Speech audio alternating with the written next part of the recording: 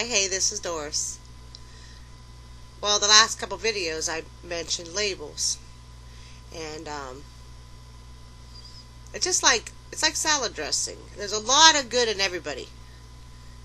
Okay, there's a lot of spices in there that's good. But if you mention something like labels, you start shaking it up, and well, in time the salad dressing will settle again and become separated. But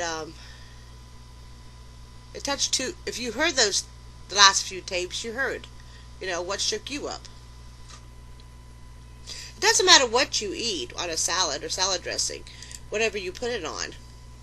You want it to be shooken up because you want the flavors of what it's supposed to be come out. You want to walk away from the meal licking your fingers, not spitting it out in your napkin. And human design is kind of like that in a way.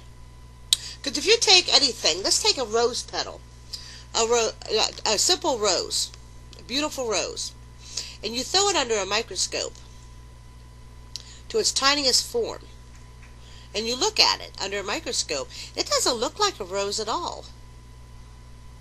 I mean, it's not even what you thought it would be. I'll give you an example of one. There's a rose petal. That is the surface of a rose petal. Now, how many people look at a rose petal and see that in their mind? But that up close under a microscope is a rose petal. That's why I looked it up and saved that picture. For that purpose. It's not always what you think it is. Labels are always not what you think they are either. But that's a rose petal. Now, if you knew that was a rose petal, as soon as I popped it up on the screen, then you see through things. And human design is kind of like sticking you under a microscope. It's kind of like separating you to what spices you really have and what you don't have. And depending on what kind of taste that you're looking for, that's basically, if you take human design into that way of looking at it, it breaks a human down into a microscopic level. The way they think, the way they act, and how they approach things. And there's a rose. If I was going to vote for anybody or buy anything or do something, or make a decision with two people,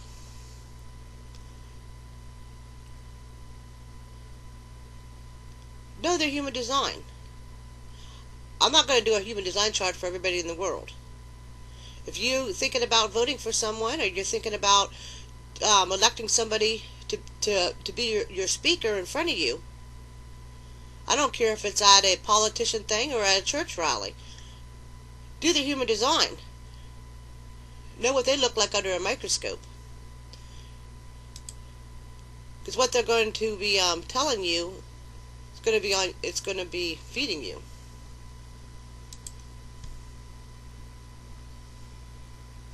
And another thing about the labels I'd like to bring up real quick is that everybody in human design is at a different level. Now, when you get to certain people on human design, you're going to find it takes them 30 days to make a decision. Now, some of the ones who have more of the vortex energy, the faster speeds, and the now energies, they're going to be very impatient waiting for these 30 days to settle, to see what they are, and to make decisions. But you have to understand that some people, when you're studying human design, they have more of the now energies of this moment, this now, this second. And you got some who it takes 30 days to make a decision. But those decisions can be majorly life-changing too. So patience working with human design is also something that's needed. Well, there's your picture of your rose again. So the people that are leading your life and telling you what to do, besides maybe take 5 minutes to listen to my tapes, Have you done a human design on them? And do you see where they're coming from? All their spices that make them. Does it leave you licking your fingers and wanting more? Or does it leave you with a bitter taste in your after you leave them? Thank you.